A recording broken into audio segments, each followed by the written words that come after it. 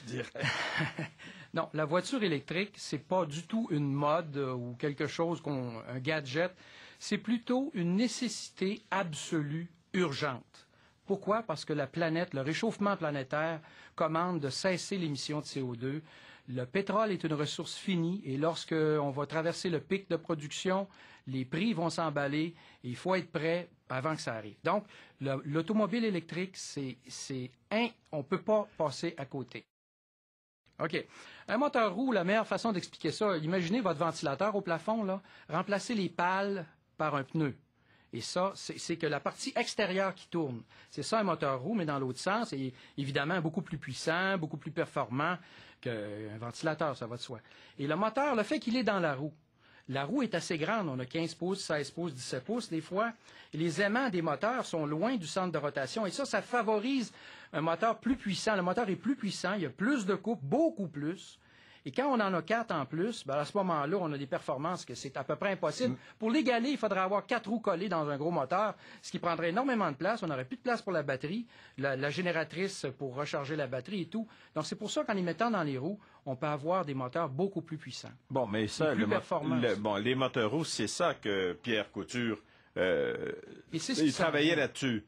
Pourquoi on a arrêté les travaux de Pierre Couture? Là, c'est pas moi qui peux vous répondre à ça, c'est sûr, mais je veux dire... Mais qu'est-ce qui s'est passé? Ça, je peux vous dire, demandez à Hydro-Québec. En fait, Pierre de Couture a démissionné parce que il voulait terminer la voiture. Parce qu'il se disait, faire seulement le moteur roue, on va avoir un banc d'essai, puis on va montrer des courbes à des acheteurs potentiels, mais on n'aura pas une voiture complète avec tout l'équipement pour la faire fonctionner, qui aurait permis d'établir les performances de cette voiture-là, de dire, voici, elle accélère de 0 à 100 km en tant de secondes, elle a telle vitesse, elle a telle autonomie avec la batterie. Toutes des informations que même maintenant, Hydro-Québec, en fait, TM4, n'a pas publiées. TM4, c'est une filiale d'Hydro-Québec qui commercialise. Bon, mais TM4 avait la responsabilité de trouver des partenaires pour développer le moteur roue pour l'utiliser.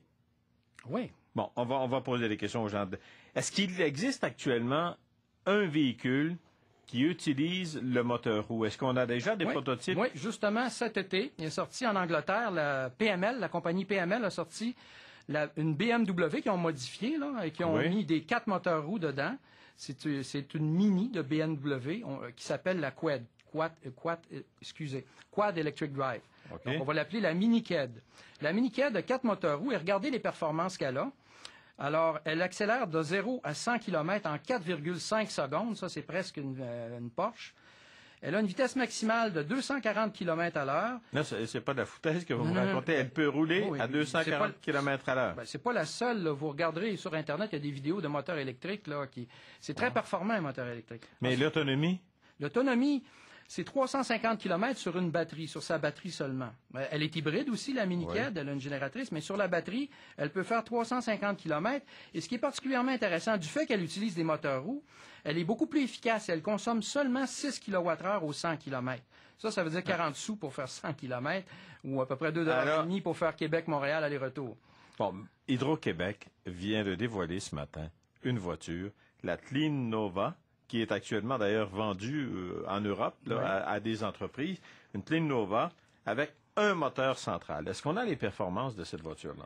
C'est pas le moteur, on parle pas du tout du moteur roue, là. Non, il faut rendre à César ce qui est à César. Donc, la Clean Nova, qui est commercialisée par la Société des véhicules électriques en France, là, donc composée de Dassault et Heuliez, dont TM4, la filiale d'Hydro-Québec, fabrique le moteur.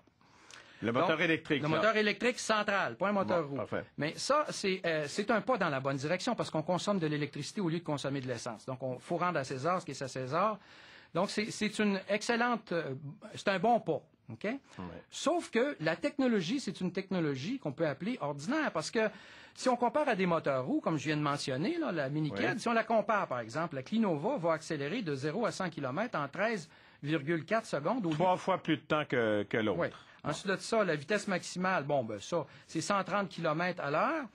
L'autonomie sur la batterie en mode combiné grand route, ville, c'est 170 km au lieu de 350 et la batterie est plus grosse dans la Clean Nova. Alors, et elle consomme 15 kWh au 100 km au lieu de 6. 2 fois et demi de plus. C'est ça. Alors, quelque part, je me dis, moi, en tant que citoyen, en tant que scientifique, je me dis, là, oui, c'est un pas dans la bonne direction, mais on a une technologie ordinaire, finalement, par rapport à une technologie révolutionnaire qui est encore dans le placard.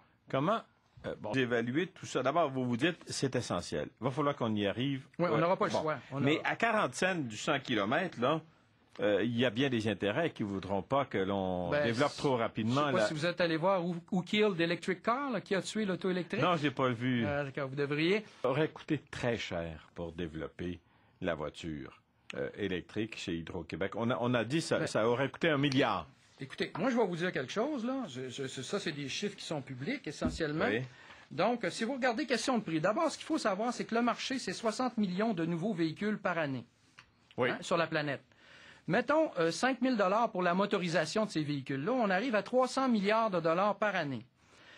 Si on avait, avec la technologie révolutionnaire que Pierre Couture a mis au point, on aurait pu aller chercher de l'ordre de 50 milliards de dollars de chiffre d'affaires par année. Ça veut dire des profits de plusieurs milliards de dollars par année. Eh bien, on va s'arrêter là. Moi, j'ai parlé avec la fille d'Hydro-Québec, Flavie Côté. Et puis, moi, je voulais savoir exactement combien on avait investi, nous, le peuple québécois, dans cette aventure du moteur roue. Ça a commencé au début des années 80 et à venir jusqu'à aujourd'hui, c'est à peu près 350 millions, si ma mémoire est bonne. Quand ça a commencé à vouloir percer et à vouloir fonctionner, les Dassault se sont achetés des actions de TM4. Exact. Dassault, là, c'est un avionneur militaire en France, puis c'est un partenaire d'affaires de Paul Desmarais. Les Dassault siègent sur le conseil d'administration de Power Corporation.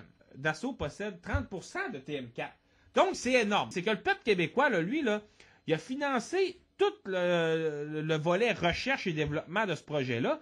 Puis quand ça arrive à vouloir fonctionner, ben là, Jean Charest avec Thierry Vandal. Puis là, Thierry Vandal, il faut faire le portrait du bonhomme. C'est un ancien de la commission politique du Parti libéral. Fait que là, eux autres, ils se sont mis ensemble pour faire en sorte que le peuple québécois ne récupère pas tout ce qu'il avait investi dans cette aventure-là. Première des choses, ils ont fermé le volet concernant la pile au lithium. Aujourd'hui, c'est la famille Bolloré en France qui a mis la patte là-dessus. C'est Hydro-Québec sous Thierry Vandal qui a donné ça à des grands capitalistes. Dassault se ramasse avec ça. Power Corporation indirectement. Donc là, c'est toujours la même histoire, c'est-à-dire le privé qui fait de l'argent à partir de technologies développées à l'aide de fonds publics. Et là, TM4 a signé un contrat avec Euliez en France pour équiper la Clénova 2 de la technologie de TM4. Donc, or, qui est le principal actionnaire de Clénova et d'Euliez? C'est Dassault. Le bonhomme Dassault va se vendre le moteur électrique qu'il possède avec TM4 et qui a été développé à l'aide de fonds publics québécois. Et là, nous, notre investissement vient de perdre 30%. Là. Veut pas, on a perdu au moins 30%, ce sans compter les filiales qui ont été fermées. On sac ça dans un char, la Clénova 2 en France, et là, Dassault fait encore de l'argent. Hydro-Québec se défend aujourd'hui en disant « Mais c'est pas grave, parce que quand il y aura beaucoup de voitures qui fonctionneront à l'énergie électrique, nous, Hydro-Québec, on va vendre plus d'électricité. Gaz de France, c'est Paul Desmarais et Albert Frère, son partenaire d'affaires de Belgique.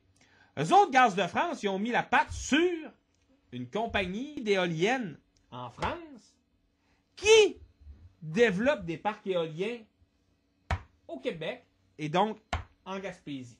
Ils perdent pas une scène. Ben non! Ils sont gagnants sur toute la ligne. Ils gagnent de tous les côtés, tu sais.